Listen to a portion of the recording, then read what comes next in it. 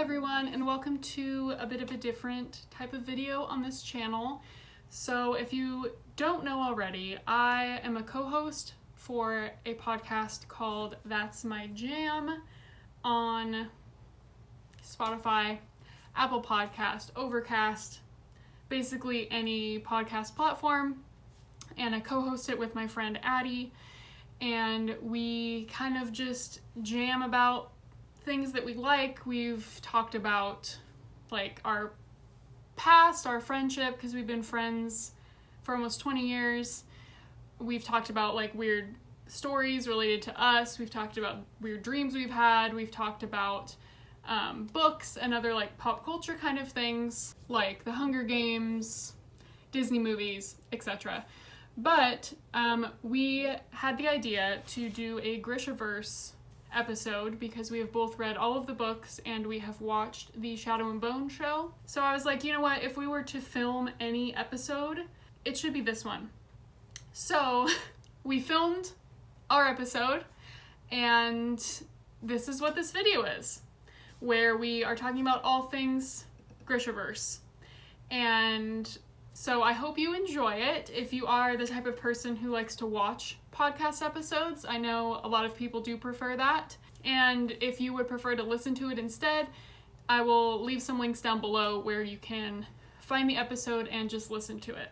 There will be a few minor changes, I think, because I did edit out some sections from this video that I know will be edited out from the podcast episode itself that is going to be on Spotify and things like that. A lot of like if we had dead silence or we said a bunch of times, like little things like that. But Addie does edit the audio for the podcast itself, and she is very talented, and so we always end up sounding a lot more eloquent on the podcast itself than we do in real life. So this video, I think the duration of us talking will end up being longer than what is on like Spotify, for example, because I didn't cut out all the little tiny pauses. I just cut out like the big ones that stood out to me, since it is kind of a different way to experience it when you're watching it versus listening. So I don't know if that makes any sense. That's what this video is. I just thought it'd be fun to post our conversation about this on BookTube. So I hope you guys enjoy, and thank you for watching. Or listening, I should say.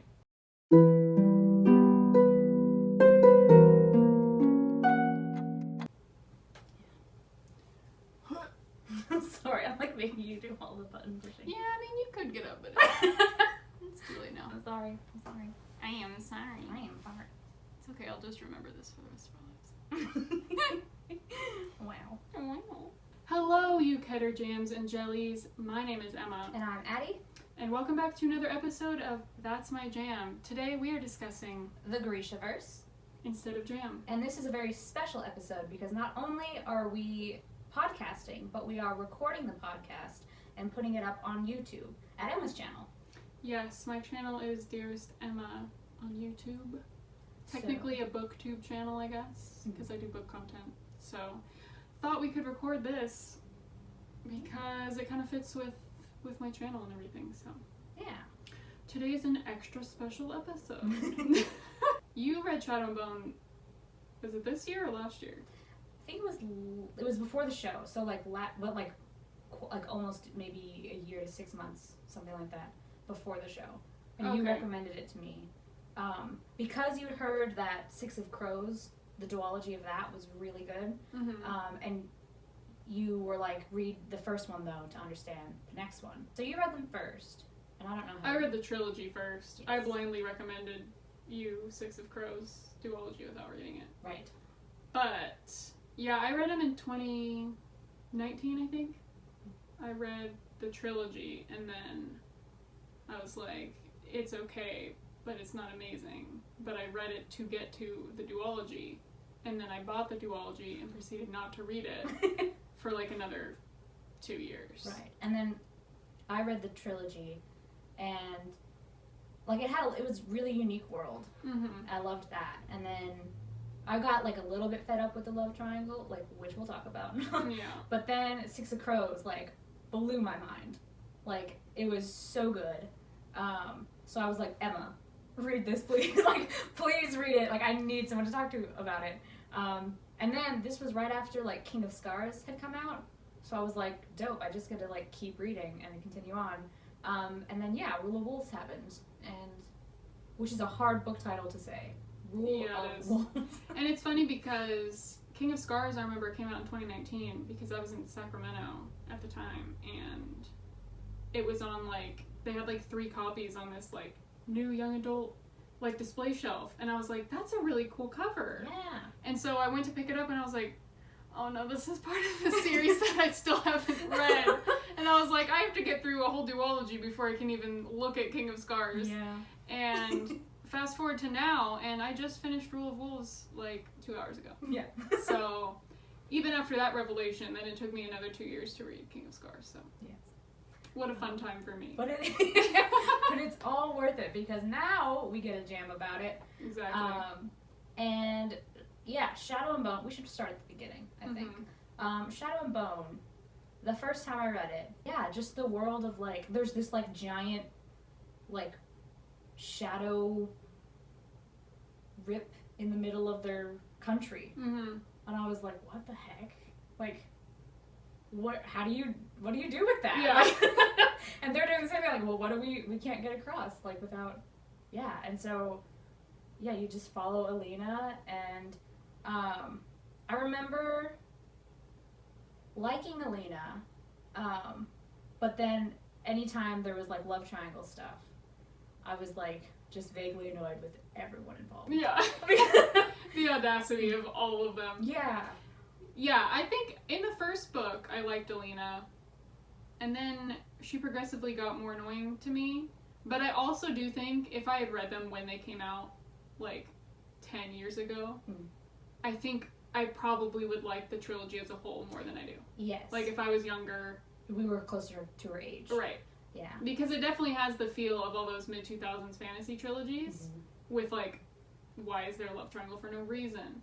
Like, the villains kind of like, either their name is really like, kind of not great, or like their powers are just kind of like, hey, look at, I don't know, like gimmicky? I don't know. There's something going on with the mid-2000s. But what really got me like invested in it was just how unique the world is, like everyone's powers and like all the different forms of it, and all that. I was like, this world is so big, and so it makes sense to have like more duologies within that world, you know? Yeah.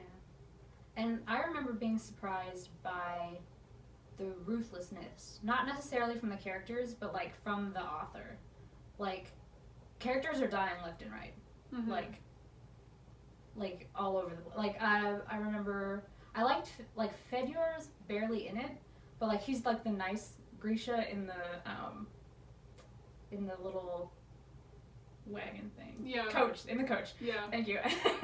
And he's like nice, and then he like goes away for a while, and he shows up at the ball, and I was like, oh, it's the nice one. And then like, yeah, the next thing you know, like kind of like there's like a one sentence like during a battle, like he gets thrown off a roof and he's dead, and I was like, whoa, like people are dying. And and so bye, I guess. Yeah, there he goes. And yeah, like there was like, and then the whole thing with the stag in the first one, I was thinking, which they kind of did, but like she finds the stag, and then I thought she was gonna realize that like, oh, she doesn't need to sacrifice it, like it'll like give its power to her, or like because she spared it, or because like it senses like, you know, it's like, here. Yeah, like nature's on her side, like here's your power, that kind of thing.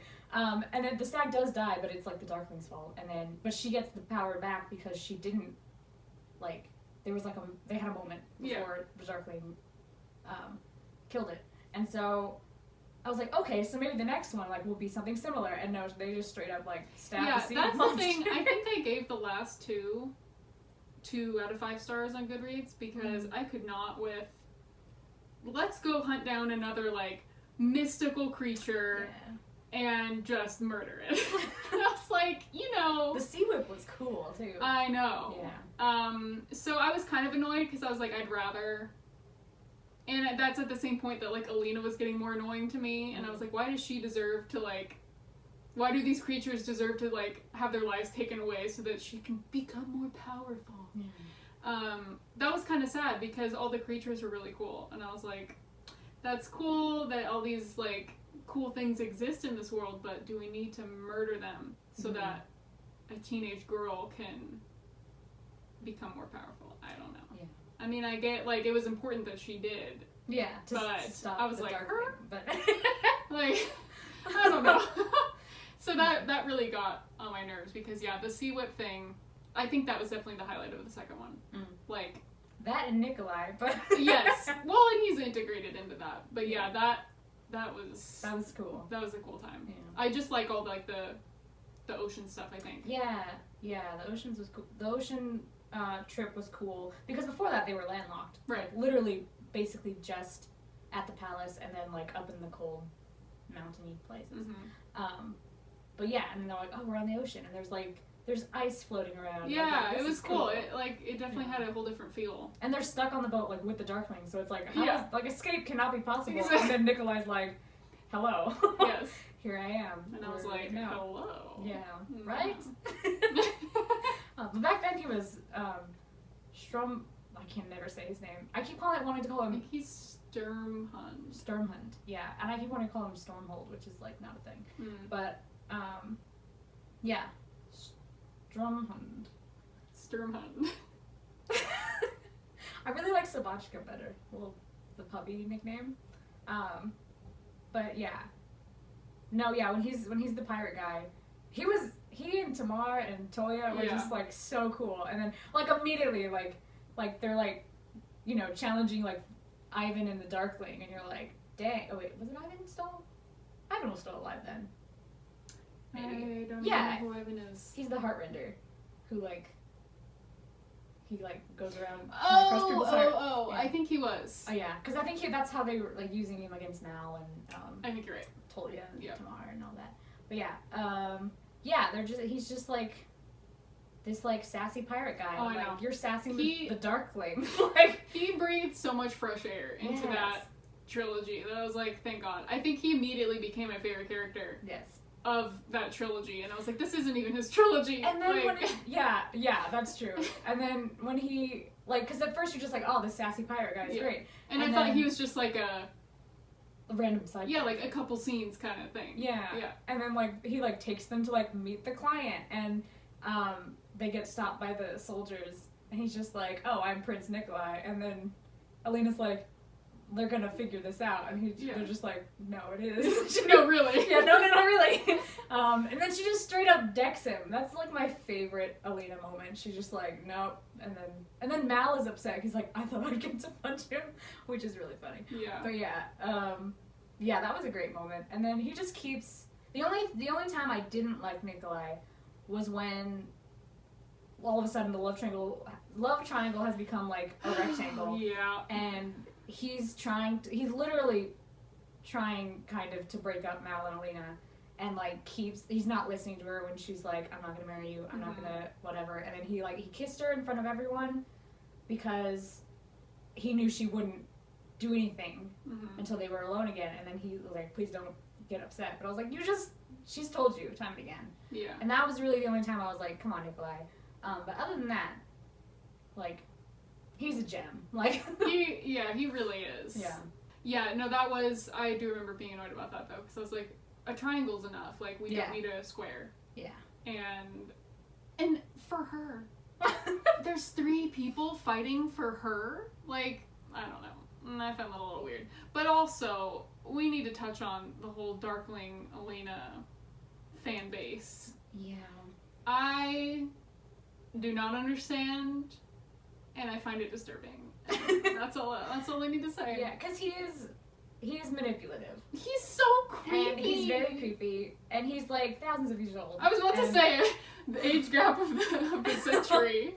Because it is centuries. Yeah. And I think, I don't know, yes, he's described as being pretty hot, but I don't know. I think it's just, and I do think, having reread this really recently, that I do think he does love her, but it's not. It's come out of loneliness. Like, she's the only one that's like him, so he's like, okay, well then this is the one that I need to like be with, and I don't think it's about her, and I think he's just a little bit like desperate for someone, and obviously that love is not manifesting itself well because he's still putting himself first, and like he's still like not listening to what she wants. He doesn't respect her and all this, so no, it's definitely not a good relationship at all. I hate it so much. And that's one thing I really loved about the show. That one, I love all the characters so much more in the show.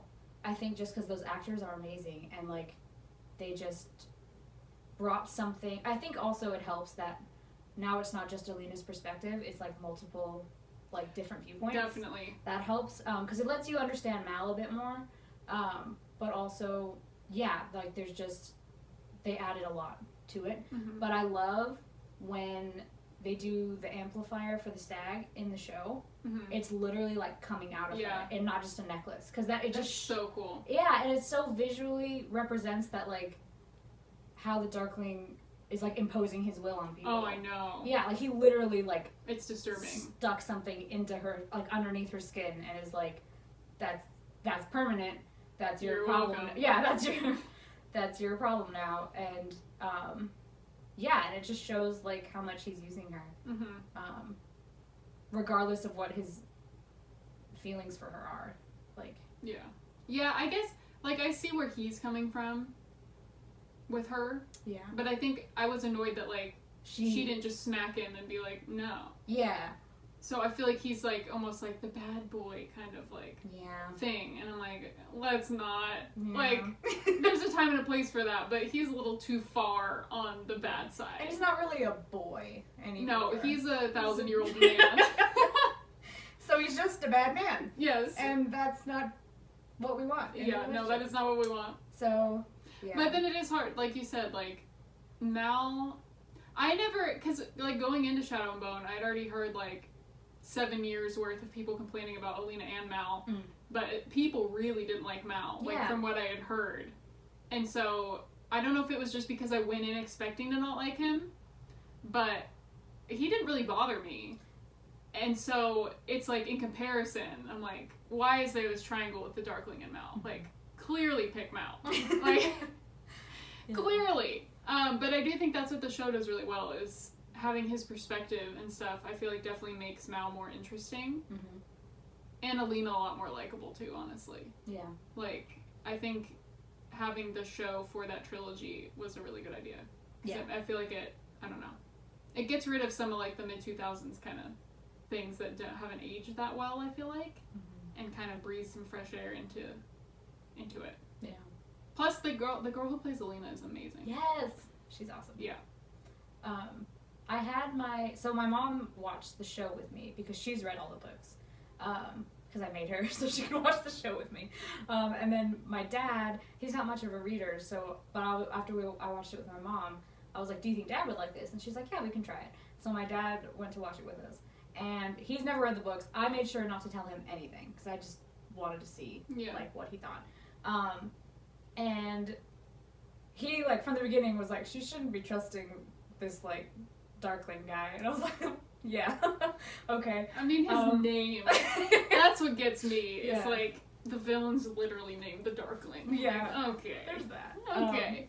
But then like, and I was like trying to see if my dad was like, because like the effects are good and the acting's good, and I was like, okay, like, are you watching this show because you want to, or because I'm like right, like do you feel pressured? Yeah, and he was like, and I was trying to tell him. I didn't ask him because I knew he would like if it was, he would just say, yeah, let's just keep watching. Yeah. But then it was like the next day, and we were gonna come back and watch some more. And my mom was like, I don't even remember like where we left off. And my dad was like, oh, well, they're trying to get across the Shadowfold. And I was like, he's using the terminology, like he's in it, like he's excited about this, like he knows what's going on. And yeah, he was like, this is pretty good. So yeah, I think the show, came in like at a much higher quality than I originally expected. I think just because same. I didn't know how popular this series was, because I'm an old lady who doesn't really use the internet for things. But yeah, I mean, if I had read it sooner, I think you would have read it sooner. Yeah. But because I took so long to read it and then recommended it to you 10 years after it came out, then we both ended up late to the whole we're thing. late to the party. Yeah. But yeah. I mean, back in those days, I was like, I only have room in my heart for Hunger Games. I can't think of another trilogy. I can't open my heart. So, because I remember seeing them, like, in stores and stuff, and I was like, and then I just never did anything. Adrian watched the show, but he hasn't read it, but I don't think I prefaced anything, but I did, like, provide some more info at times for things. But my dad watched it, because I watched the show late, because I was still trying to finish Six of Crows. Yeah. And I don't know, after hearing a couple things about the show, I was like, I'm not, like, super, like, it wasn't high on my priority list. But my dad had watched it right when it came out, and he has no, he read the first one. He read Shadow and Bone, just to get, like, a little feel for, like, the world and stuff before he watched the show. And, or actually might have been in the opposite order. I think he watched the show and then read the first book. But anyway, he really, really liked it. And he was like, it was, like, a really fun, like, fantasy thing. Yeah. And I was like, that's cool, too, that they didn't make it so, like, it makes it more accessible to everybody to be able to go into it blind and still enjoy it, you know? And so I think that's really cool, too. Like, it's not super, like, niche where you have to have all this info before going in, you know? Yeah. But yeah, I do think overall, like if you watch the show first and then go read the book, I think you'll be a bit disappointed only because you don't get everyone's perspective. And that was really my favorite part of it. Right. Because, like you said, when I first read it, Mal didn't bother me necessarily, but I do remember, like, wishing, like, I knew what this guy's mindset was. Yeah. Because Alina doesn't know. And we only get, it's hard at times to, like, read around Alina to figure out what's going on with him. But, yeah, there were a couple times where I was like, just talk to each other. Like, be honest, and then we're gonna be communication. Could solve so many things. But then, would it be a trilogy? Yeah. If they actually communicated, it'd be a lot shorter. Yeah. But yeah, no, I agree, because I think that's why I was surprised he bothered so many people in the book, because I was like, you don't even really get to know him that well. Yeah. Like, I don't know. It'd be different if, like, here's all this info on him, and because of all these facts, then I can decisively say that I don't like him or whatever. I was like, he's there, and he does, like, I feel like some of the ways he reacts to things maybe gets annoying to people, but I also feel like I can see where he's coming from, and it's because we don't get his perspective of it that it can seem, I don't know, where it's like, why are you reacting this way, or, like, freaking out about this or that. So, like, the first time in the book when he shows up at the winter party thing, like, she just does the demonstration of, like, the light and the powers, and then he shows up and he gets angry because she's fine. Yeah. And she's, like, looking good, looking healthy, the best she's ever looked, and he's just like, how dare you? Like, what? And you're like, I think there was one line that's, like, about he was worrying about her. Mm-hmm. But they don't even, that's the other thing, they don't discuss the letters, really. Yeah. Like she knows that he didn't get them, but it doesn't really say that he's written to her, which in the show is clear that, like, he has been. Mm-hmm. And their letters, that was the other thing, is, like, their letters that they wrote to each other were so, like, in sync without even, like, them getting to read each other's letters. Like, they were saying, like, almost the exact same, like, sentiments and stuff, and I was like, dang, soulmates. But that's cool. Yeah. But anyway, yeah, when he shows up and he's upset, and it's like, I don't know, it made me think of, like, when a kid gets lost in the mall and the mom is, like, freaked out and then, like, is, like, upset, like, where's the kid? And then, like, you know, she finds him and then, like, she's upset, like, where did you go? Like, why did you run away from me? But then the kid's like, my mom's mad at me, but it's like, no, she was worried, and, like... Right. And so then when you're fine, it's like, that's, the reaction is anger and not, like, not necessarily, like, happiness. Relief, and yeah. relief, yeah. I mean, there's relief, but, like, also, like, wah, like, all of the adrenaline. Because he's a teenage boy. Yeah. Like, let's not judge them for having weird teenage reactions to things, or, like, not thinking things through. Like, I feel like that's part of it, too. I'm like, they're teenagers. Yeah. they do dumb things sometimes. Yeah. And then his frustration once they get to the palace is like both of them are at the palace now because she's gonna lead the army, which is one of the times I did really really like Alina. Like she's like, okay, Nikolai's told me about like how I should like giving me pointers on how to be a leader. She's like, I saw how the Darkling led and like and all this, so like I'm gonna try it out. And then she tries and then just like, you know, puts a cut through the ceiling and then walks away because the Grisha bot annoyed her. And she's like, I don't think that went well. And he's like, no, that went pretty good. Like, you intimidated them. And I was like, oh, okay. Like, that was really funny. But, like, yeah, like, he's like, okay, we have to do this because Alina needs to do it. We can't just run off now. Like, we have to, like, fight the Darkling. But now there's not really a role for him anymore. And Nikolai is actively, like, trying to be like, you need to, like... Yeah. Goodbye. Move on, move away kind of thing. So I can see why that would be frustrating for him. But yeah, again, like you said, we don't really get to see some of that because it's all Alina's perspective. Yeah. And then Nikolai, he just like always has something up his sleeve, like the flying ship. Mm-hmm. Like he's built a flying ship in this universe, and then multiple ones. Yeah. And then that's their escape route from the castle. And then once they like, you know, he like rescues them from those random army people. After like the fall of the palace, like they meet up with him again because he's like, oh yeah, we found out where you were, and like we saved you from being like dragged back to the Darkling. Anyway, here's my secret mountain base that I've had this whole time. Yeah. It's been furbished for at least 2 years. And I'm like, what?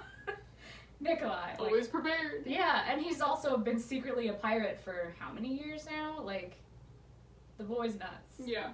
He has, I don't know how he manages his time. I know.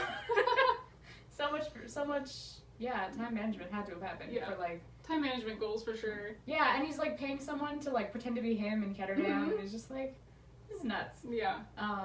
But yeah, and then, so I was so excited, like, we're back with Nikolai, right? He's got his elevator that he uses to freak people out, like, in the mountain base, and he's got Bagra out, he got the king and queen, and he's like, okay, we've got spies coming in telling us where things are, and, like, we're figuring out where the Darkling is, we got a game plan, all this, and then the Darkling shows up, and Nikolai almost instantly gets turned into, like, a shadow monster person, and I was like, first of all, I thought he was gonna die, and then he didn't. Yeah, I thought he was going to. He just flaps away with his like shadow wings, and I was like, what?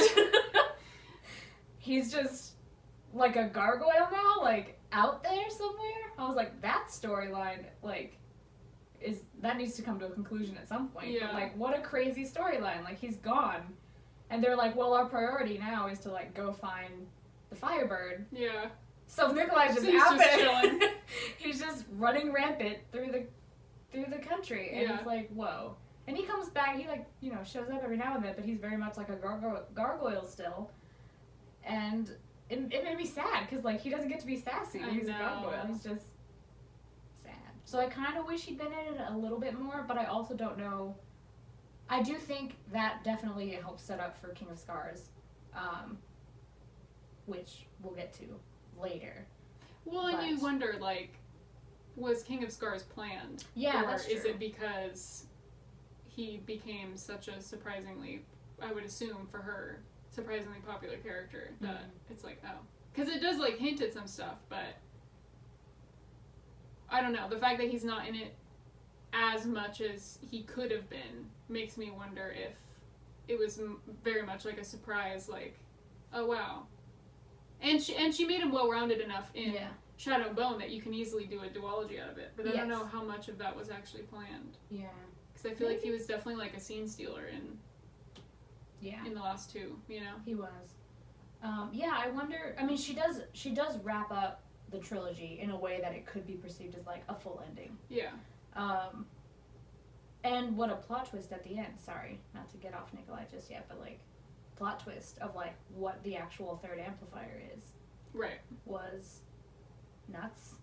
And I was like, and they're like, yeah, it's Mal because of this complicated backstory about Bagra and Morozova. And it's like, okay, so Mal's the third amplifier. So, and she's like, yeah, I might have to kill my boyfriend and wear his bones onto a battlefield. And I'm like, okay, dope. But but sorry. More power, but also, I'm sorry. Very sorry for you. What a unique problem you have. Yeah, and so then, yeah, and I was like, okay, well, if obviously now that it's out there, I was like, I feel like she has to go through with this, the author. It's like with the checkoff, like, if you have a gun on stage, the gun must be fired at some point in the show. So I was like, okay, well, you've put this out there that she might have to use Mal's bones as an amplifier. And my first thought was like, is it going to be like the stag where it's like, she wouldn't have to kill him? Right. That's what I thought. She like plunged the knife into his chest. I was like, we're going in. Yep, literally. So then, yeah, I was like, well, does he get to come back from this then? And yeah. I thought maybe he wouldn't. Yeah. Because I was like, that would break from the mold a little bit. Yeah. If he actually didn't. But I wasn't mad that he did. But yeah. She gave a good explanation as to why he did. Yeah, it wasn't just like, ooh, resurrection? Yeah. Kind of thing. Yeah, it was like, oh, this makes sense. Like, it's cool. There's more sun summoners, which I totally forgot until I was in, like, halfway through King of Stars, and they, like, mentioned, like, a sun summoner. I was like, oh, shoot, that's I know, right. And then by the final book, it's, like, mentioned every 5 seconds. Yeah. Like, they're everywhere. Yeah. And I was like, oh. That's yeah, right. That's a thing.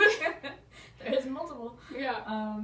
Yeah, and then, yeah, but Alina and Mal get to go be anonymous, which I think is what they both really always wanted. Yeah, like, I really did like the ending of that trilogy. Yeah. Like, I was happy for them. Yeah. And Misha got to go with them, Mm-hmm. little boy. That was nice. And Yes. the cat. Yes. Fun cat. Yeah, that was cool. I was glad that they got a happy ending. Mm-hmm. And I was glad that, you know, she didn't become a general or, like, become a queen. Not because, like, I think just because it's so very clear throughout the whole trilogy that both of them, like, just want to rest. Right. Yeah. Like, Alina does want power, but I feel like it was just because, like, she used to repress it so much that, now that she was, like, healthy and could use it, and she's like, I have power, and that's also something that they never really had. Like, they were orphans, and then they were, like, forced to go, like, join the army, or, like, become a map maker, and, like, all that. Yeah, they were drafted, right? Like, that was... I think so. Okay, I was pretty sure, sorry. And then I said it, I was like, were they forced, or is that just, like, the No, job I they think they were. Yeah, they're drafted. Yeah. And so they were like, yeah, like we, all of these things, and then she's like, oh, now I'm forced to go be a Grisha, like, off in the palace, and, like, so, like, she's like, I have power, and then, like, I want to make sure I'm never in the position of powerlessness again. She did want power, but I think it was kind of, and she was always worried about becoming another Darkling Mal. Yeah. And I do think, I don't think it's bad that she ended up without power again, because, like, she found a different kind of power. Right. Like, not to get too cheesy with it, but, like... Yeah, and I mean, Yeah. she's happy. Yeah, and she's happy, and yeah, that was... I mean, she did enough.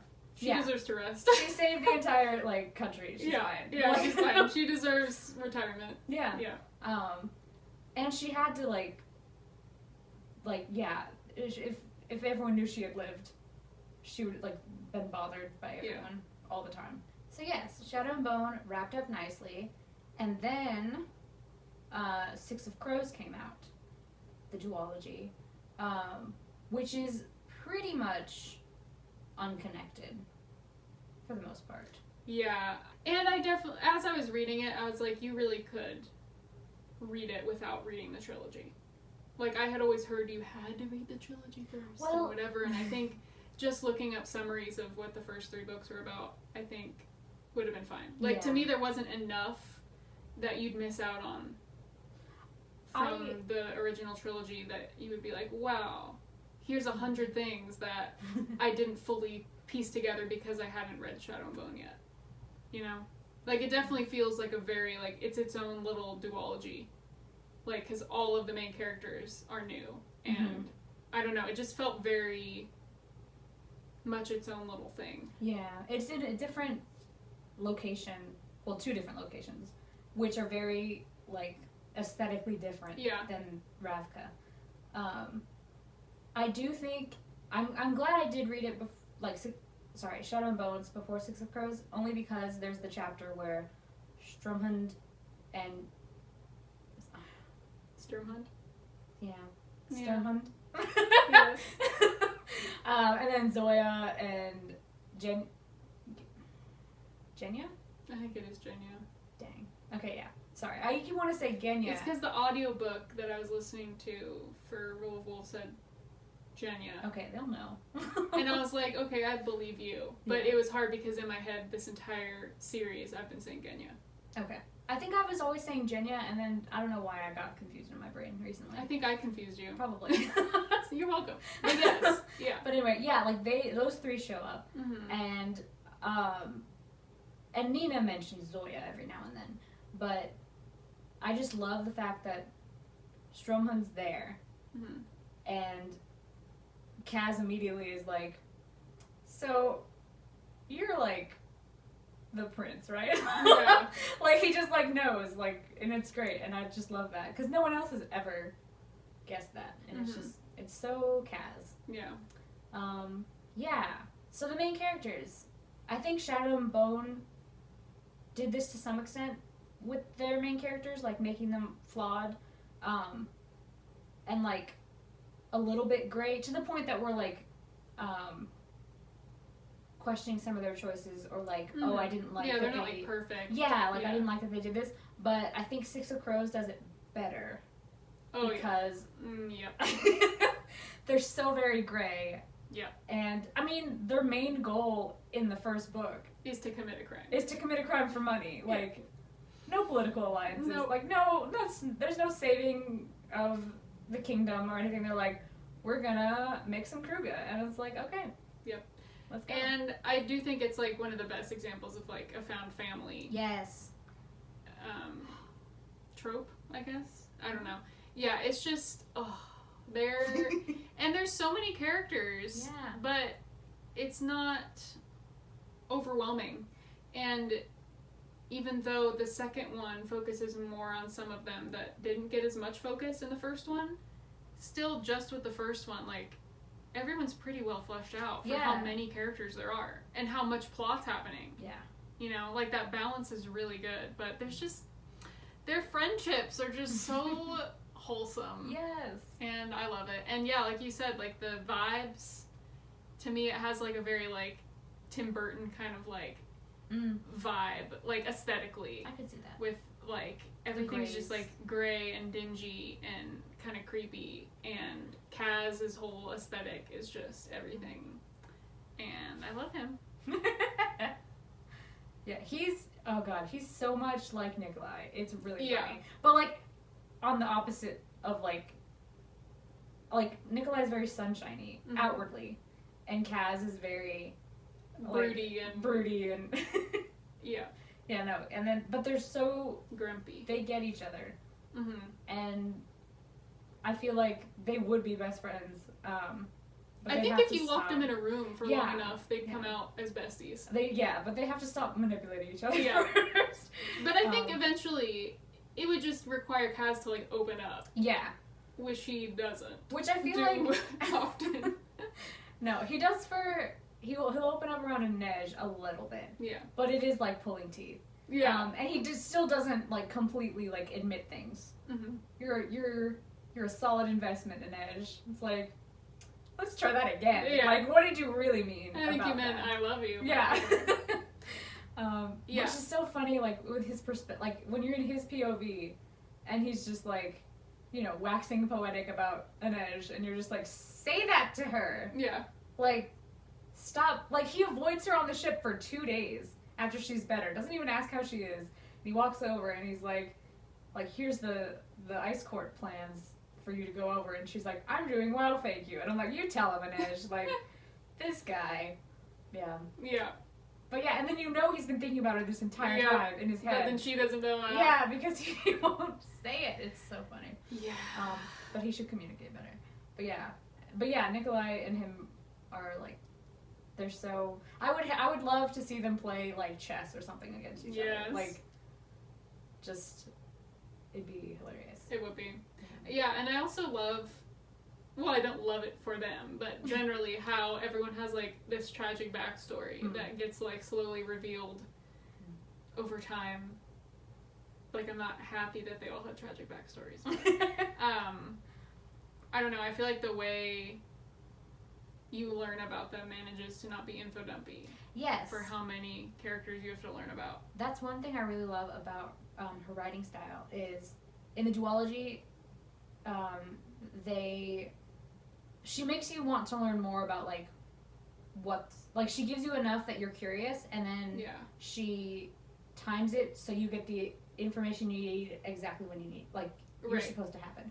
So like when they're breaking into the ice core and they stop the transport wagon full of prisoners, and they're gonna like get and they get in, and then like, you know, and you already kind of know that like Kaz had someone named Jordy, and I think by that point we already know it was his brother. I think so, yeah. And something like he died somehow, and we don't know how, and Kaz has a vendetta against Pekka Rollins. We don't know why, and he doesn't take off his gloves around anyone except Nej, and we don't know why. Yeah, that was kind of the thing. Yeah. That I was wondering for so long in that first one. I was like, why does he always wear gloves? Yeah. I must know. And then like. And then it gets revealed at like the perfect time that like fits into what's happening. Like he faints, and you're like, what the heck? And then the next chapter like he faints at the end of the chapter. The next chapter is the backstory of like all of that information that you needed to know. Right. And it's like it's dark. It's dark. That's another thing. Like, I feel like Crooked Kingdom. It's because I'm staring right at Crooked Kingdom. That duology is like also just more dark in general, I think, than any of the other ones. Like not only like aesthetically, but like I don't know. There's just some like really like dark things going on. Yeah. Or, like their backstories or. I don't know, they're, like, the plot as well, too, like, so many people that had to die, and I'm just like, wow, like, this is not a lighthearted time. Yeah. But it manages to still be funny, because there's a lot of really fun interactions, between characters that is just, like, I love it. It honestly had the perfect balance for me between plot and character. Yeah. Because for fantasy, I really don't like it to be too plot heavy, and like there wasn't one character in this duology that I didn't like. Like they were all good. There was just some I liked more, but I just got so excited when like they'd go out and do something, and then like two of them would come back, and you get like a whole chapter of like just a conversation that they're having. Yeah, and it was just so good. And Jesper is so. Funny and I don't know, just all their interactions, and then like, you know, some of them are closer with certain ones in the group than others, and that was all cool. And everyone had their own special like unique ability thing that they brought to the table, and like all these different backstories, and it was just so good. It was such a good time. I love Nina and Inej, like their friendship's the best. And like when Nina heals Inej, and then she like from the dock fight, and then Inej wakes up on the ship, and Nina like they're like, you know, just chatting and like, you know, trying to like Nina's filling her in and like trying to make her feel better about stuff, and then like she starts singing because Inej like, I don't want to go back to sleep, and so she's like, well like she's like, sing something, and she's like, you don't want me to, but I will, and she she's like a bad singer, and like. Yeah, like they're just, and then they talk about like, she's like, where's Kaz? Like Kaz, like called me an investment, and she's like, Kaz is dumb. And she's like, well, how's Matthias? Like Matthias is also dumb. And it's just like some good stuff, good time. Yeah. But yeah, and I love Jesper and Inej too. Like you also get to see it on the ship a little bit, because they both have that conversation where they're like walking around the ship, and then. He's trying to lie to her and be like, yeah, Kaz saw you every day, and she's like, you are lying to me. And he's just like, well, I tried. I was trying to make you feel better, but okay. And I think he says, like, Kaz doesn't deserve you, and she's like, doesn't deserve you either. And I'm just like, you guys. Yep. Like, they're great. And Inej in general is, like, probably... See, it's so hard to pick a I was favorite. about to say, is Inej your favorite out of that duology? I think she's the one that I want the best for. That's fair. Like, I want her to be happy, and I want her, like, to succeed in life. Like, because she's just, like, so, compassionate towards all of them. Yeah. And forgiving of them, and she's just like such a good person, and I just want her to be happy. Mm-hmm. But I think there are others that make me laugh more, maybe, or others that I'm like, whenever they're there, I'm like, sweet. We're. I mean, they're all good. Yeah, they're all great. Yeah. Wylan has a soft spot in my heart, just because. Oh, me too. And I'm so happy because he really stood out to me in Six of Crows, but I was sad we didn't get more of him. Yeah. And then he was so much part of Crooked Kingdom that I was like, yes. Yeah. Yeah, I think he might be my second favorite. After Kaz. After Kaz. Okay. Because Jesper used to be my favorite. Or no, Wylan used to be my favorite. But now I think that I've read everything. Like, I think Kaz is my favorite. Like, the excitement I got later with Kaz. Like, I was like, if this was Wylan, I mean, that wouldn't fit in the plot anyway, but you know what I mean. Like, if someone else, if almost anyone else unexpectedly had, like, cameoed in the King of Scars duology, I don't think I would have been as excited. So I was like, that's probably an indication that Kaz is my favorite. Right. So, yeah, I think he's my favorite, but like I said, they're all, and they all have their moments, too. Yes. Like, especially in Six of Crows, like, when you're just starting to learn about everybody, I swear, like, every 3 chapters, I'd be like, oh, I think Nina's my favorite. Like, they all had some really good moments, and they're all, like, they're just all so badass that it's like, I don't know. Yeah. Yeah. They really are. There wasn't anyone's, like, POV that I was like, ugh, let's just move along already. I was like, that's good. Yeah. Plus, like you said, it's fun because you'd have, like, the same sort of scene that would be moving along, but it'd carry over between chapters, so you get to see other people's perspectives of, like, all the other characters and, like, what they're thinking about everybody else. And I was like, this dynamic is just so good. That's another thing I really like about how she does the point of view stuff, because, like, like you said, like, you get a more well-rounded picture of everyone. Like, we know how they all see Kaz, and then we get to see, like, how that is contrasted with how Kaz actually is. Or how Kaz thinks that they see him. Yeah, that too. Yeah. There's levels upon levels going on. Inception. Yeah. Yeah, and then you get to see, like, and then I think you also get to see it with Matthias and Nina, because they start off very antagonistic towards each other, but in their own, like, POVs, it's like, you can see Matthias especially, like, fighting it. Like, he likes her, and he's starting to like the crows, but he's trying not to, because he's, like, trying to tell himself that, like, you know, it's not going to work out, or they're against everything that he's been taught. So I think Matthias of the crows might have been my least favorite, only because, like, he's not immediately down with crime, which the rest of them kind of are, or at least they have been doing it longer. Yeah. Wylan is kind of, like, on the same end. Wylan's just a cinnamon roll. But he's a dark cinnamon roll, because, like, he makes comments and stuff about, like, you know, like, well, we can wake these guys up before we murder them. And just I also like how he's not as talkative as the others, but when he does talk, he says some gems like what you just said. Yeah. Like, or, like, it was like, why were you thinking this? Yeah. Wylan. Yeah, Wylan, excuse me. Yeah, he's so funny. And then, like, he starts to, starts to be a bit more like he starts to think more like the others. Yeah. When he finds his friend. Yes. And he never had friends before, and it's really cute. I know. Yeah, and so he's also, like, okay, so, like, he is, like, he's telling Kaz,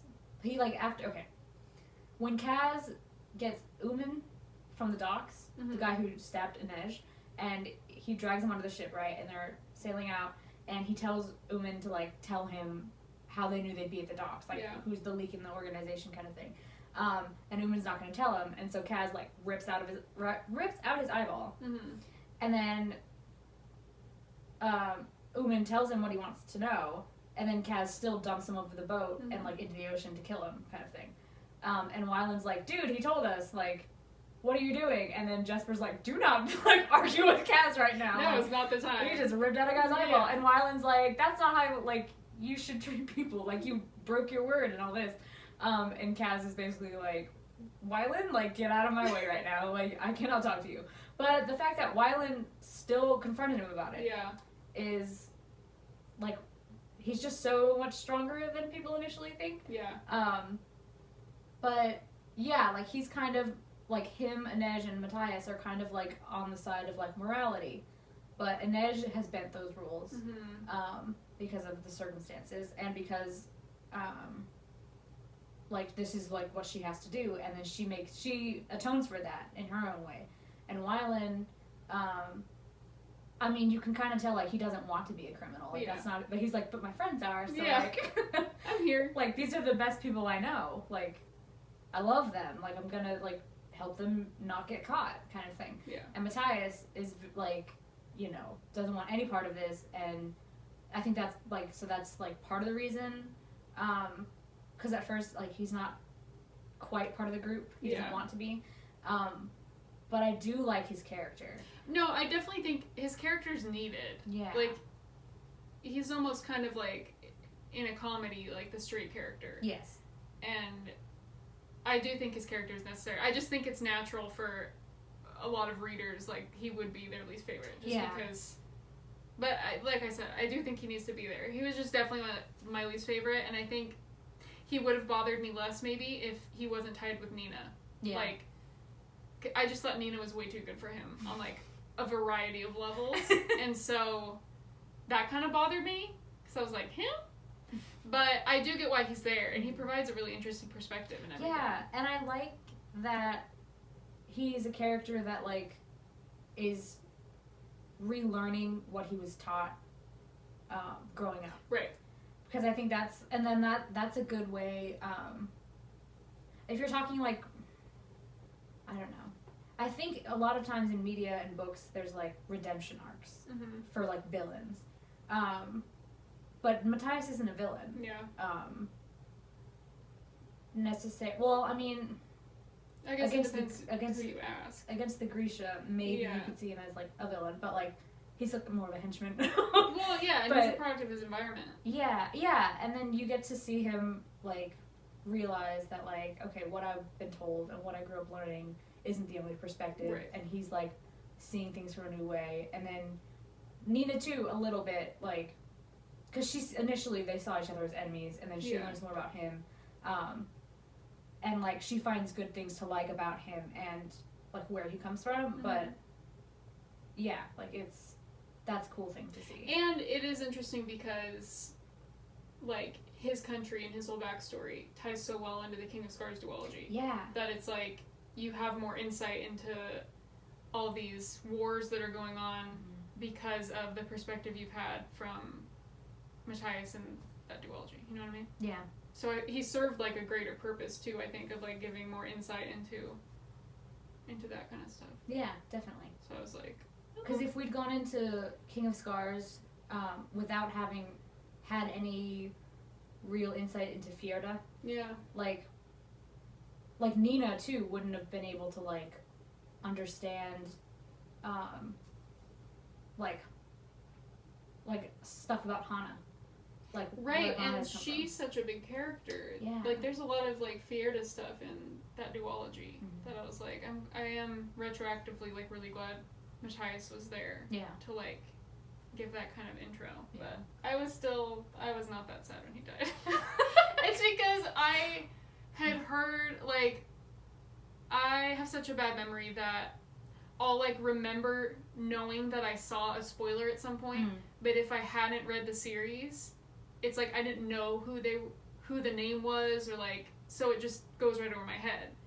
But I remember knowing that someone had died in Crooked Kingdom, and as I was reading through Six of Crows, for some reason I was like, I think it's a guy.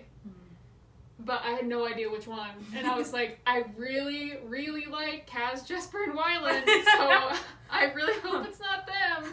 And I was so scared.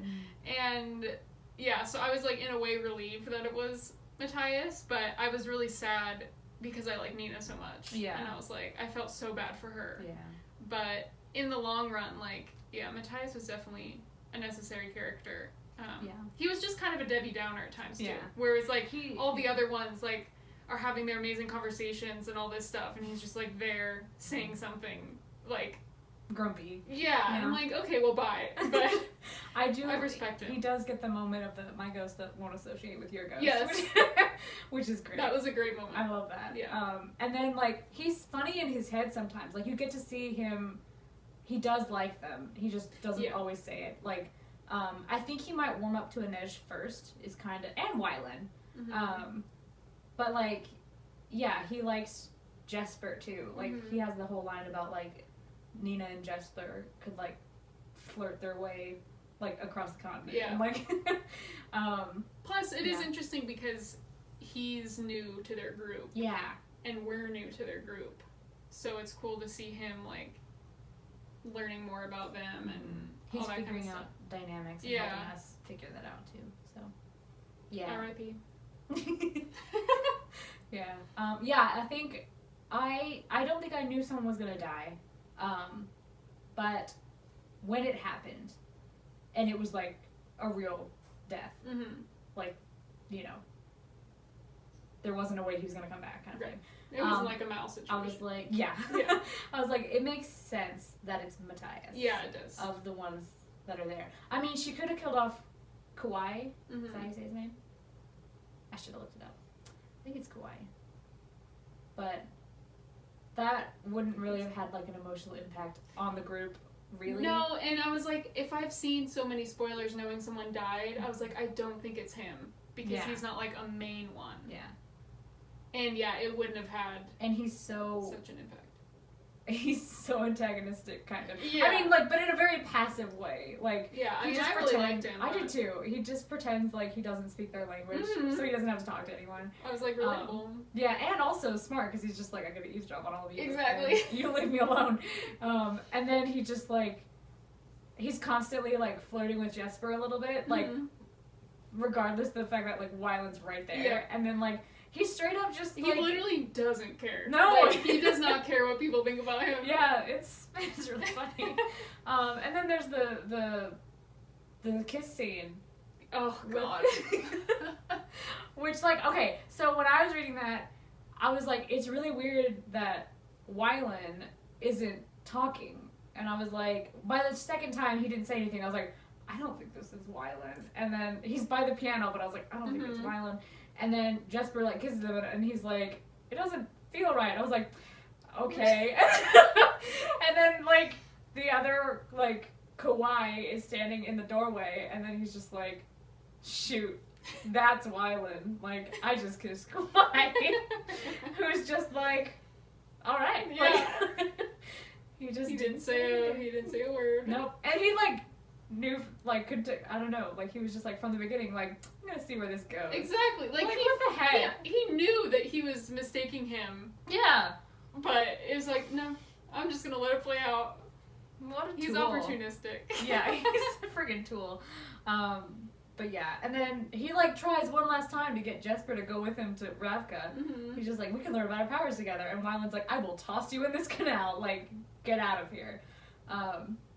Yeah, that was great. I kind of wanted him to show up they mentioned him in King of Scars. Yeah. But I kind of wanted just to see, like, where he's at, how he's doing, if he's still such a tool, or if he's gotten any better. But, but yeah, he's, what a time. Yeah. Literally every single one of those characters was so good. That was the other thing, sorry. Wylan spends so much more time with Kauai's face than with his own. Yeah. And I remember being really surprised by that, because, like, I mean, you find out at the end of the first book that he's been magicked, small scienced, to look like Kauai, and then he, like, in the first book, sorry, in the first part of the second book, I was like, okay, so they're gonna, like, find a way to switch him back, like... Yeah, I didn't think it would last that long. Yeah, I was like, if Nina can't do it, they'll go find a different, like, Heartrender or Taylor to, like, do that. And they didn't. And, like, he's just, like, he's just like, stuck as Kauai. And then, yeah, I was really surprised about that. And then it was cool that, like, Jenya and Zoya were there, and then, like, Jesper's the one who's kind of like, no, he's like, eyes were a little bit bluer, and, like, I was like, that's really, I know. That's so cute. It is cute. But it makes me wonder how they're gonna do that in the show, because I kind of think that maybe won't have it last as long. Yeah. Only because we're there. I mean, I hope they make it last long enough for the mix-up kiss to happen, just because that's so iconic. Yeah, it is. But I'm sure that they'll have to do that. They have to. But like, we're watching Jesper and Wylan, like, their relationship grow, and we're watching them like fall for each other. And I think it'd be weird in the show if we have a different actor and Jesper, like, having that chemistry, but then he ends up with the other actor who's like Wylan, like with Wylan's face. Because I feel like all of us would like want the other actor to be there. So yeah, I'm kind of hoping that they'll like make it shorter, but still have the iconic mix up. Cause yeah, like in the book it doesn't matter, because like we're still getting their personalities and they're like, it's them. But yeah, I feel like in the show, visually, it would be a little bit like, oh, the other actor's gone. Yeah, exactly. So yeah, I'm so happy Jesper and Wylan got together and they were okay at the end of the book. It was sad for Nina that Matthias, and for Matthias that he died, but and I was really glad how like Kaj and Inej, like, their ending. Like, it makes sense. They need time to, like, Kaz especially. And Inej, like, has to go off and, like, do the thing she's always wanted to do. Like, she's free. She can go anywhere. And Kaz has, like, helped her make that possible. And I was like, that's really awesome. That he's, like, you know, go off and, like, do what you need to do. Like, maybe you'll come back to me, kind of thing. Which is really awesome of him. And she's awesome. So, like, yeah. And I love that she, like, straight up told him before, like, I deserve more than what, like, you're trying to give me. Like, you can do better, and I'll wait until you're better. But don't think you can still treat me the way you have been. Yeah, she doesn't want to have to compromise. Yeah, which is great. But I do want to see them come back together. Yeah. Absolutely. I want to see it happen. Which I feel like the last duology was kind of setting up. So let's dive into that one. I was surprised by, just because Crooked Kingdom, like, didn't really tie into the trilogy all that much. I was expecting King of Scars not to really tie in to anything all that much either, because it kind of felt like you have the original trilogy and then you have these kind of like spin-off duologies, and so I was like, okay, here's like a brand new, almost like standalone feel thing, and it turned into not a standalone in any sense. And yeah, it was just interesting, I think, because being able to see the characters from Shadow and Bone that I really didn't really care about at all, seeing them written 10 years later and incorporating them as like minor characters this time, I was like actually so excited. Like, and I never thought I'd be like, oh my god, Alina's back. Or like, the Darkling's back. But I was like so excited just because it was like, it just felt like the most epic cameo ever. And it wasn't even really a cameo. I mean, they were there for a while. It was, obviously the Darkling was there for a really long time. But I just thought that was really cool, and I was like, wow, okay, so this tied back into that. And I did not expect it to in any way tie into the Six of Crows thing either. I was like, you're really... So it made me think that was the end.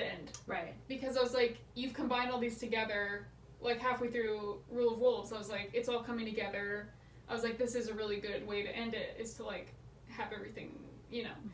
But then the ending of Rule of Wolves, I was like, okay, that is not in any way, like, it's not a cliffhanger in the sense of like, I mean a little bit. Well, not in the sense of like dire peril. Yeah, and so I was like, you could leave it alone, but also it like totally sets it up for another book in the series, which I had no idea, and I was very excited. Yes. But yeah, I was just so excited because, like I said earlier, Nikolai was like the only redeeming part of the trilogy for me, and so to get him have his own duology, which he arguably isn't even the main character of his own duology, but I was just like so excited because he's so snarky, and I don't know, it's just cool to, because like his problems are so big, like he's the king, like you know what I mean? Yeah. Like he just has so much going on, And so I liked how, like, broad the world felt, because it's literally, like, war and stuff. Like, it wasn't just centered around, like, one specific spot, like Six of Crows was. But yeah, and I also didn't mind Zoya in the trilogy, but she was just kind of there. And I'm, like, in love with her now. I think she's definitely, like, my favorite, well, dang. Across all of them, she's definitely my favorite female character, easily. I don't think she's my favorite character, like, period, but she would just blew me away. Like, literally from, like, the first 10 pages, I was like, I love her. Yeah. Like, simple. I remember, like, in the trilogy, the original trilogy, like, I mean, she's, like, antagonistic towards Alina. Mm-hmm. She's very much a mean girl, kind of, at the beginning. Yeah. And, I mean, she's a mean person. But, and then, like, I don't know, like, there were little moments, especially in Ruin and Rising, where, she's just, like, I started to like her a little bit more. Mm-hmm. Like, there's the cave-in when they're trying to escape from the, trying to get away from the apparatus underground thing. And, like, she and Alina kind of, like, hold on to each other for comfort a bit, in that, and then, but then they get out, and she's still just, like, using some snark and stuff, and I'm like, okay, I really like Zoya, and, yeah, like, she definitely, you got to see more sides of her, and she grew, and then, yeah, in King of Scars, she's, like, on her game, like, from, like you said, from page 1, like, you find out Nikolai's gargoyle monster thing isn't fully gone, and he sometimes, like, escapes from the palace. Yeah, and she, like, chains him up every night. Yeah. It's, like, interesting. Yeah, and then, like, she goes to get him, and they're, like, in the carriage, and she's just, like, she's, like, okay, so in the trilogy, there's the moment when Adric loses his arm, and then everyone's kind of, like, treading lightly around him, like, trying to, like, make sure he's okay, kind of thing, and then they're at the campfire, and then they're talking about someone, I think it's Sergei, who gave them away, like, their position away, when the Darkling found them. And then Adric said something about, like, oh, I ought to wring his neck, and she's like, you need 2 hands for that. And he's just like, and then he's just like, fine, I'll stab him then. And then that's like, you know, she, like, cut the tension. Yeah. She, like, she treated him like she'd always treated him, and that's, like, what he wanted. I think he says that later on, like, that's what he wanted, that's what he needed. And she does that, like, with Nikolai, too. Like, when they're in the carriage, and he turns back from the gargoyle, and she makes some crack about, like, he's, like, smells like something, and she's like, the last child you ate, and then it's like, like, dude, like, that's not something to joke about, but, like, it's making him, like, feel better about the situation. Yeah, well, they're both so sarcastic. Yeah. That, yeah, so that's, like, the perfect match, like, humor-wise, too. I mean, in every way, but also humor-wise. It's like, I don't know, because they were, like, I feel like through King of Scars, they were hinting at the Darkling coming back. And I remember I was confused, because, like, halfway through King of Scars, I was like, who's the villain? Like, there wasn't even, like, a main conflict, really. Like, a big, like, who are we supposed to wish, like, evil upon, or whatever. And I was like, this is weird, because, like, all the other ones, it's, like, so obvious who the villain is. Yeah. Or like, there's a clear goal. Yeah, and I was like, I don't know what's going on right now. And then they, like, have the freaking Darkling in the weird sand castle palace. And I was like, interesting. Like, is this all, like, is this his cameo? Like, he's been chilling here, and, like, it was supposedly unsuccessful to bring him back. And I was like, is that literally it? Like, that's where he enters this and also exits it, and I was like, there's no way. But I was also just so surprised to see him there. And then the fact that he literally came back, I was like, I was so shook. Yeah. But it was done so well, too, because I feel like if I'd known going in that the Darkling was in this, I'd be like, let's not, because I hated him so much in the trilogy. But it was like a whole new vibe. Yeah. I was shook when, like, they're going out to do the where the fold used to be, to, like, they're talking to all the monk people, or not their monk, but what are they? There's some monks, but they're, like, the the Darkling. Oh, the Starless Fanatic. Those guys. Weirdos, yeah. They're like out there, and Zoe's getting mad, and then they go like she and Nikolai like go back to like the skiff or whatever, and all of a sudden like the next chapter like they've been like snatched up by some saints. Yeah. And I was like, what? Like that was like, so random. I know. I was like, wait, whoa. wait. And I was like, the saints are they're real. And like they were gone for so long. Yeah. But yeah, I was like, oh my god, they're. Because we spent all of Shadow and Bone, like, not saying that the saints weren't real, but, like, we knew Alina wasn't a saint. Right. Or that's, like, I don't know. That they were still alive. Like, yeah. I don't know. Like, they've been martyred, right? So, like, that's, like, what saints are about. So, yeah, that was really surprising. Yeah. That took a while to get used to. Yeah. I was like, wait. Because it starts with, like, there's a dragon, and it's like, yeah. Okay. Yeah, and then there's like, they're in this like weird palace, and I was like, how are they getting back? Like, how are they? I don't trust the Vine Lady. I didn't trust any of them, honestly, but then she was the only one who was. Yeah, I didn't know if we should trust the dragon guy either, but I was like, he came through though? Yeah, and he was more straightforwardly like antagonistic in the way like, you know, like he was snarky at them. Yeah. And the other lady was like, we're all calm and friends here. I'm like, are we? And then, but yeah, and then they have that whole ceremony thing, and whew, yep, what a time! What a time, honestly. Yeah, and yeah, the fact that Zoya was able to take the dragon scales, and now she's dragon. What? That's like the coolest thing ever. It was so dope. And yeah, I don't know. It was just. I had so much fun with the Darkling, I think, in Rule of Wolves. Yeah. Because it's, like, all of the characters... Well, one, you get his POV sometimes, which is really cool. But you get all of the characters' thoughts about him. And so it's like they've already known about him from the past as well. Mm-hmm. And so it was, like, a whole different take on him. Like, it felt really fresh.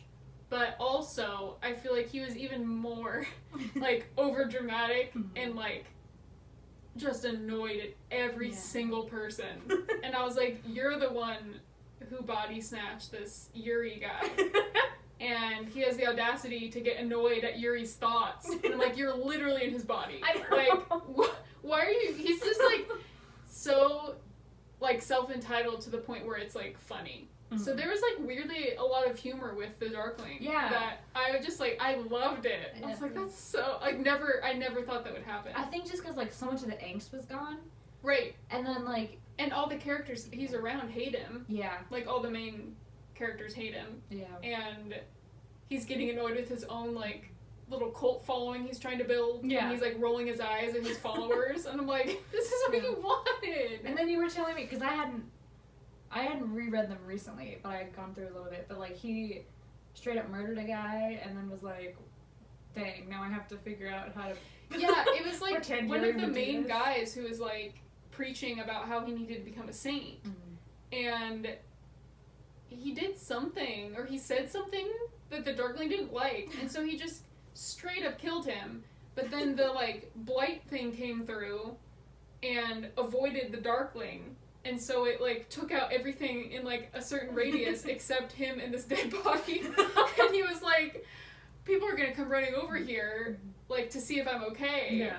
And they're gonna find this dead body. And so he was like, just the way it was phrased was like, it made it sound like he was so annoyed at the inconvenience of having to figure out how to dispose of this dead body. And I was like, what a time, like, what an icon, honestly. Yeah. So, retroactively, I love him so much more now because he was just a gem through that whole book. And it's weird because, like, I mean, everyone hates him, right? And he's still kind of, like, he's fond of some people, though. Yeah. Like, the Grisha and, like, I wouldn't say Nikolai necessarily, but he's just, like, I think he respects him as, like, an adversary. He's just like, oh, like, you too are sarcastic and dramatic. Yes. And, like, and, like, you're the kind of enemy I deserve. Exactly, kind of yes. It's like, dude. Yeah. No, he did have his moments. I remember being, like, when he was coming back, I was like, oh, no.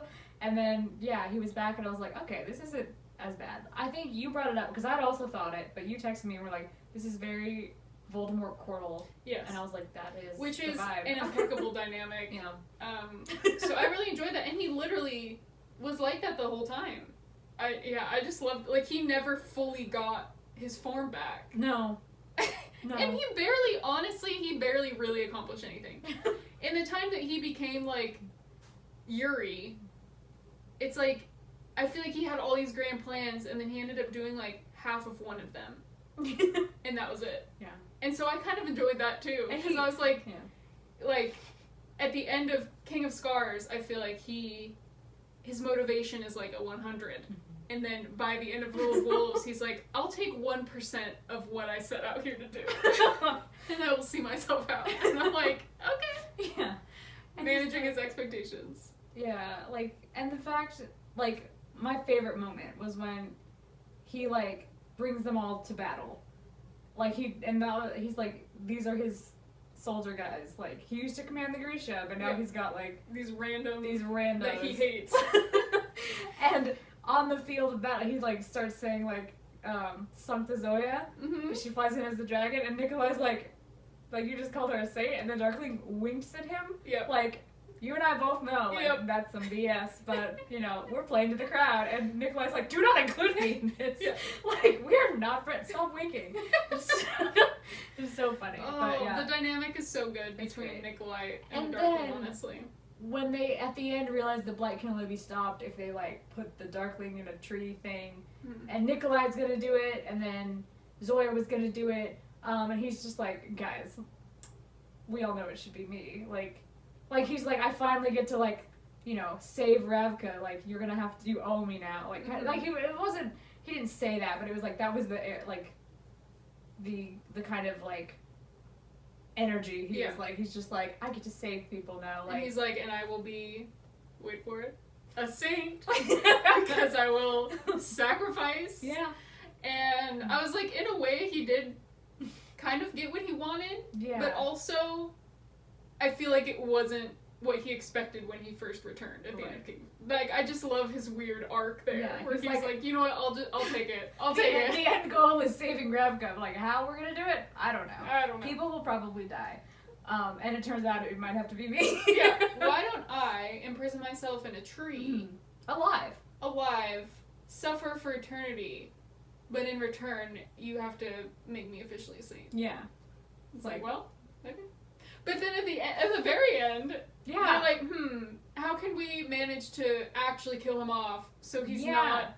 So I'm like, you're not even... They're like, he's literally not even getting what he thought he was getting. They're literally doing what Wyland said. We're gonna wake him up so we can kill him. Exactly. Like, but they're gonna replace it with this saint heart. And that's how they're getting the Six of Crows people back together. But can you imagine? I'm so excited. Can you imagine? The next book, obviously, is gonna have, like, all of our favorite characters. Everyone. But also, they are going to have to wake him up just to kill him. Yeah. And whatever conversation that they might have with him before they do that is gonna be, like, the greatest thing I've ever experienced. Yeah, it's gonna be like, great. He's gonna be so upset. We're probably gonna get a whole book of Kaz and Nikolai on a heist together. I know. Yeah. And that one scene of them doing a heist together in this was everything. It was like, so good. It was so good. It was it was great. And then, like, he shows up, Kaz pulls a Sherlock Holmes and pretends to be an old beggar man. And follows them eavesdropping from the harbor, and then he just, like, he just, like, takes him through this random tunnel without any preamble, and it's just like, alright, here's my friends. He takes him through this random tunnel that, like, specifically just to, like, disorient it. Yeah. And just, like, confuse them. And then it's, of course, Jesper and Wyland, which made me so happy. Yeah. And you find out that he's not, like, he's welcome there, but, like, Wyland's like, you better not be asking my boyfriend to break the law, because, like, we're not doing that. And, like, like, Kaz, like, casually teases Nikolai about, like, him liking Zoya. Within, like, the first, like, literally, it's one of the first things he says. Yeah. And then Nikolai is, like, right back at him, like, your Inej could be in danger, and he's just like, Inej who? What do you mean? Like, they agree to break the law for Inej, and it's great. And then, they're on a heist together, and it's awesome, and I'm really hoping we get some of that in the next book, because there has to be one. There has to be another book. Yeah. Because we need closure on the Inej Kaz relationship. That's the number one thing I want from that book. Not necessarily, like, I don't know, because we had closure and, like, they went their separate ways and they're still in love, but, like, I just want them to have a more, like, definitive ending. Speaking of romance,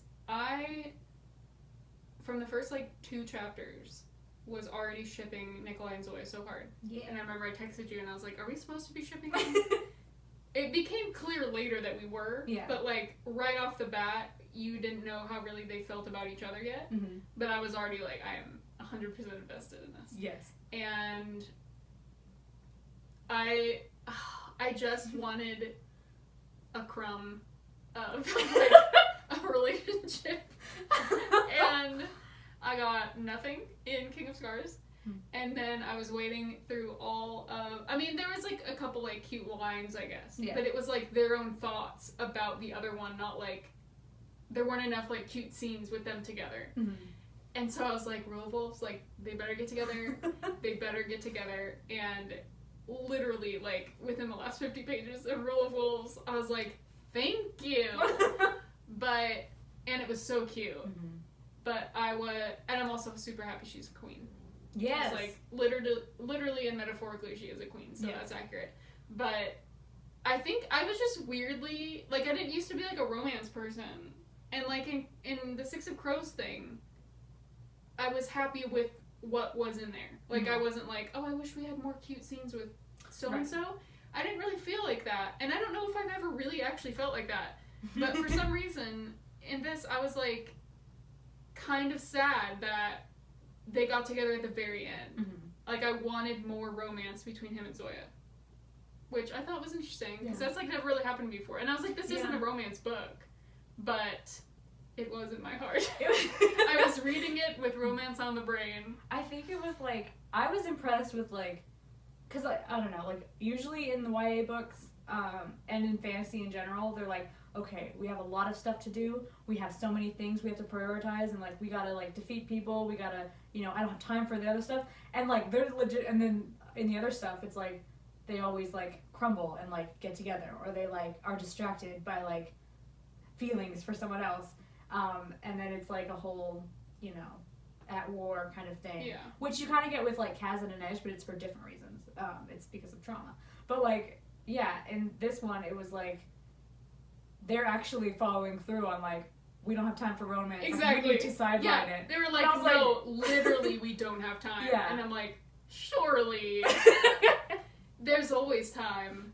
But there truly wasn't. No. And, yeah, they're just I respect so it, cute. but... I do too. Yeah, but they're meant to be, so. That was very unexpected. Yeah. But oh my god. Yeah. Like, I'm like, King of Scar, maybe this duology for me is just a slow burn romance. Mm-hmm. That's the genre I'm calling it. It is very slow burn. It is the slowest burn. Like, we have his whole thing about, like, her hair ribbon in the second book, which is hilarious, because it's just, like, it's literally every single time he's like, she keeps tying her hair back like that, she needs to stop. And, like, and then Zoya has, like, little moments, like when I forget why he's injured, but he's injured, and so, like, I think he got burned or something. Yeah, he got burned because that princess lady, her guards set themselves on fire. Yeah. That's right. And then, which is a whole other aspect of this book that we haven't even touched upon. Honestly, it was the least interesting to me. Oh, okay. But, yeah, like, so he's, like, getting tended to or whatever, and he, like, asks her to stay, and he's, like, half asleep and in pain, and, like, the equivalent of being medicated, like, under healing powers or whatever. Yeah. And, like, he asked her to stay, and she has the moment where she's like, oh, I would stay forever if I could, but... And I'm like, then do it. Yeah! I dare you. So I'm just like, the self-control these people have is, like, really great. But, yeah, I did want a little bit more, like, after, like, they get together. Yeah. Like, you know. I just also wanted to see everyone else's reaction to this, because, like, they hinted at it a couple times, like, oh, I think it's Tolia or Tamar. They're there. Mm-hmm. One of them has a really good line about, like, Nikolai's heart is in his eyes. Yeah. And I was like, ooh, what a line. Good job. Yeah, and then the Darkling makes a couple comments, and then about, like, you know, she's gonna live longer than you. Mm-hmm. And Nikolai's like, I will love her from my grave. And I'm like, holy crap. This dude. Yeah. Stunning. Yeah. Speaking of romance, that didn't end well. We should talk about Jenya and David. Because, okay. So, Jenya, I love Jenya. She's really cool, and she's had the roughest time. Yeah. Throughout it. I think maybe out of, like, just everyone in, like, Shadow and Bone, like, she had a hard time. Mm-hmm. And then, yeah, in Rule of Wolves, things are going great for her. Like, she's got David, she's helping Zoya and David lead the Grisha, and she's gonna get married again in a bigger ceremony to David, the love of her life.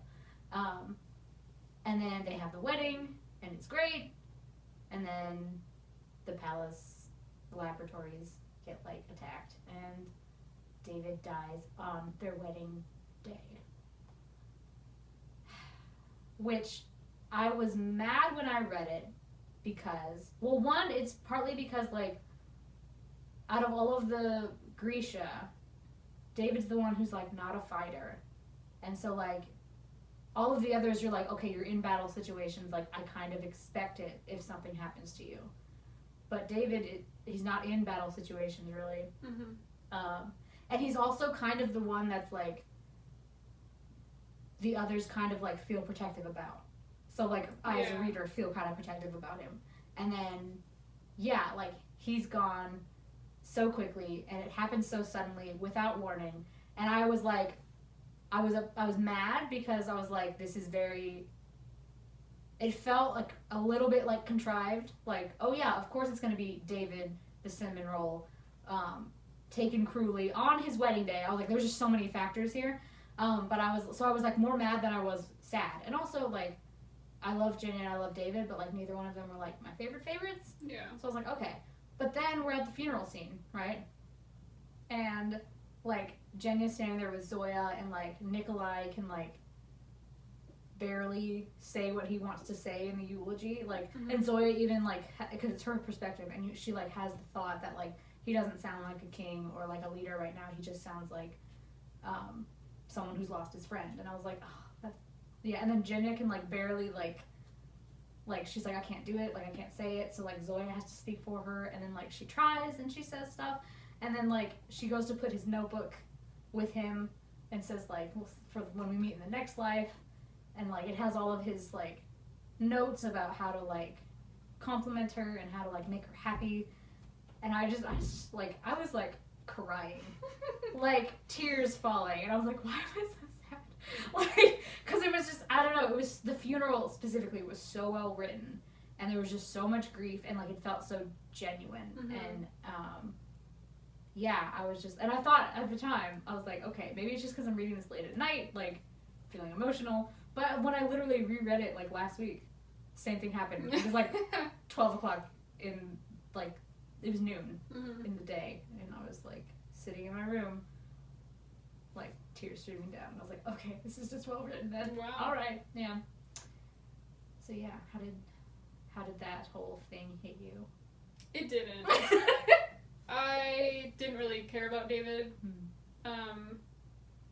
Jenya was cool in the trilogy, but I wasn't, like, super stoked she cameoed in Six of Crows duology necessarily.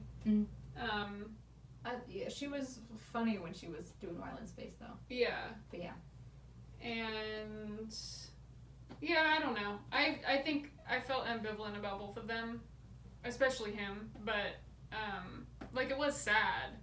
But I think, yeah. So I think I was more sad about Nina and Matthias. But that funeral scene was really well written. Yeah. I just think, I don't know. I get David's, like, charm, but I didn't really like the whole note thing.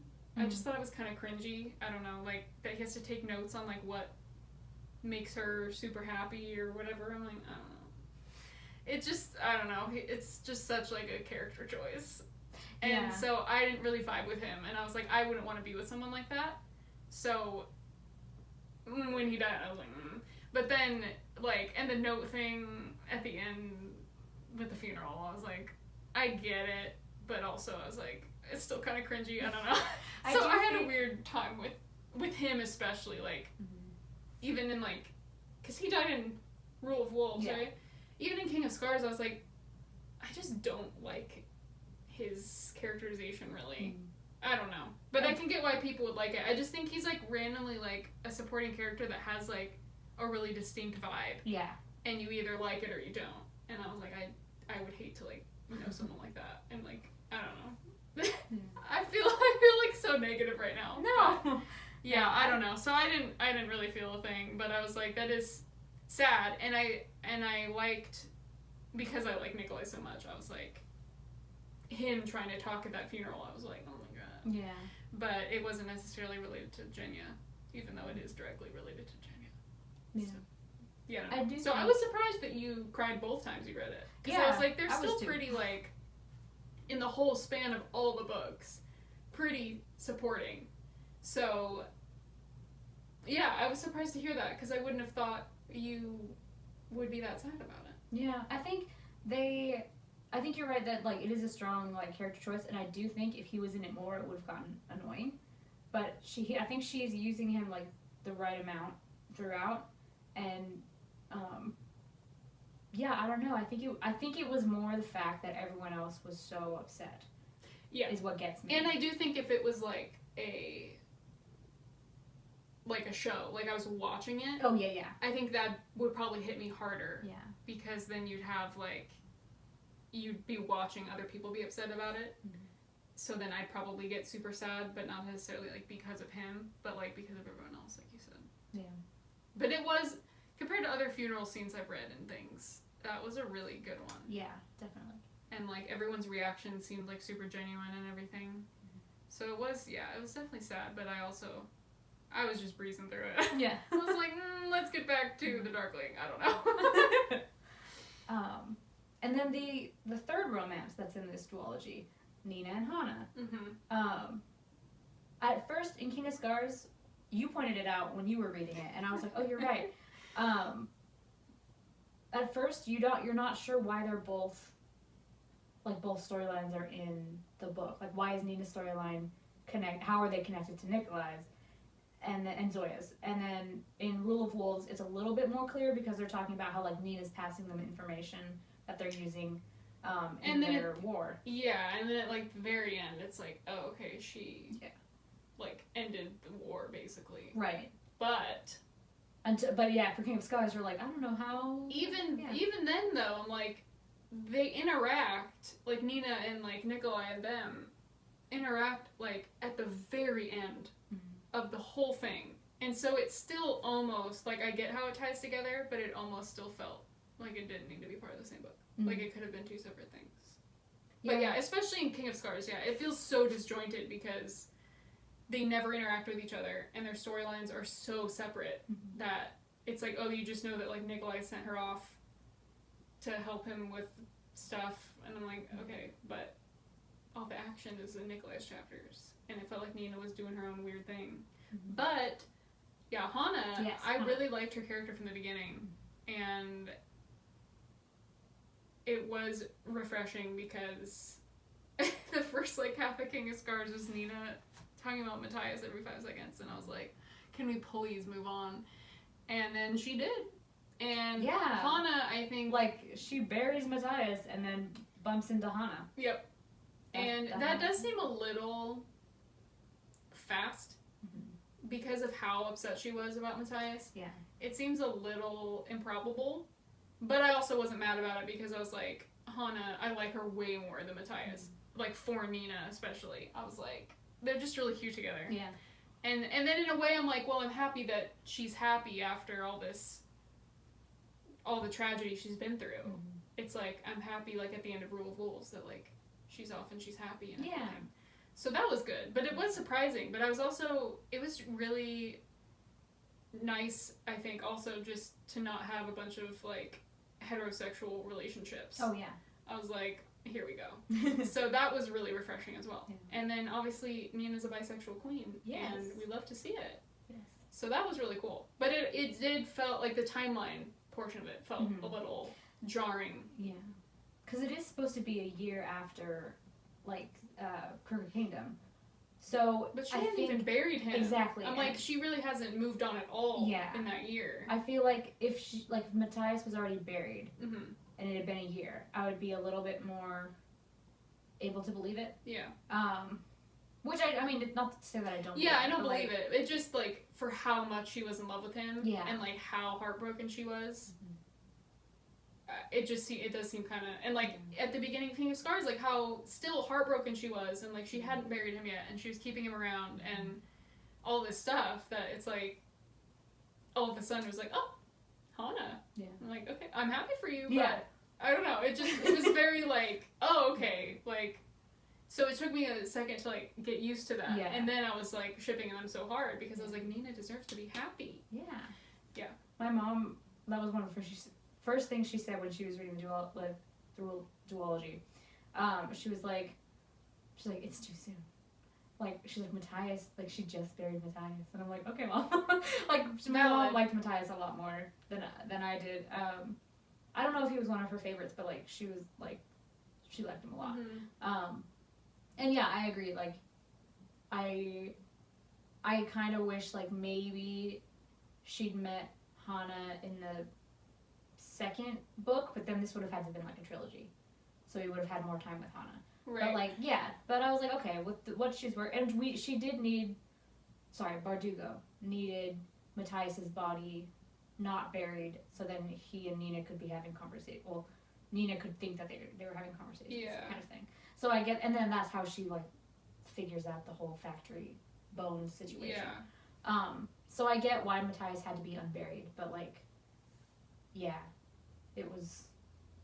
It did feel kind of odd, kind of quick. But yeah, and then at the end, like, they're together, and that's good. Yeah. They're helping, like, bring change to Fjerda and peace between Fjerda and Radka. The one thing I'm a little bit sad about is that, like, yes, Hana is now in a body that she's more comfortable with, which I'm really happy about. I love that aspect of it. But I'm a little bit sad she still has to pretend to be someone else. And Nina does too. Yeah, they both do. And I was like, I wish, like, they'd been able to, like, but then they wouldn't have been able to bring peace. But, like, I kind of wish they'd been able to get away. It did seem like more of a sacrifice than Hana and Nina, like, acknowledged. Yeah. Like, to me, like, reading it, I was like, there's, like, some serious downsides to this, like, in the long run. Yeah. But they didn't really think about any of those. Yeah. And, like, I think Nina had, like, asked, like, are you sure this is what you want, like, to keep being the prince and all this? And it was like, oh, yeah.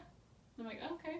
Yeah. Sure. Like, that's just, like, a huge life decision. Yeah. You know, like, it'd be different if they could, like, go run off together. Yeah. And tailor themselves to look however they want and not have to pretend to be somebody who is still alive and people know, you know? Yeah. Like, I don't know. That just takes over your whole life. Yeah, because other people are going to have memories about this dude. Yeah. And, like, maybe stuff they've said to him, stuff he's said to them, like, or things that he's done. And, like, Hana can, like, to some extent, like, oh, he's got a new, like, lease on life, so, like, she can be whoever she wants to be and just, like... But, like, mannerisms or, like... Yeah, memories. Yeah. Like, especially because it is hard. That guy's mom is still alive, right? And she, like, really... Like, she's the one, I think, who was closest to him. So what if she realizes, like, this isn't my kid? Yeah. Like, that's... Awkward. Yeah. So I'm wondering if there is going to be another book, if that's also something that maybe will get worked out.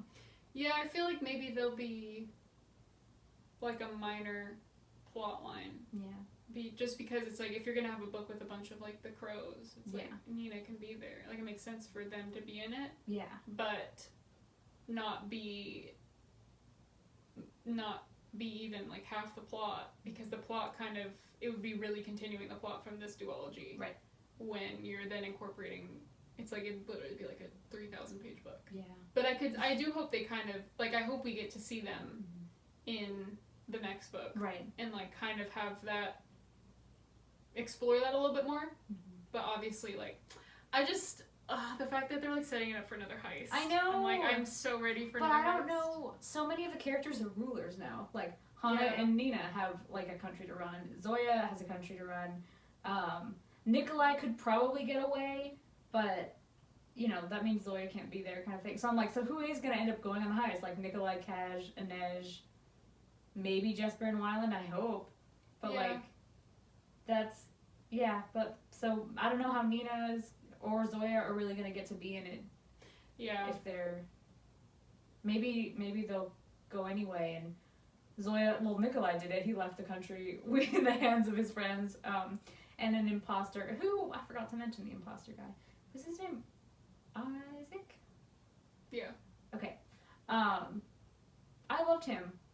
I know, I was sad he died. I know, he did such a good job. Like, he's like this guard dude who's like super smart, learning some languages, likes poetry, and then he's friends with Nikolai, and is just like, I don't really know how that happened, but here we are, and they're like, yeah, we need you to pretend to be him, and it's like, that's so much to put on him, and then he like rises to the occasion. He's just like, I think I can pretend to be Nikolai, like, here's something Nikolai would say, and he's doing a great job, and then,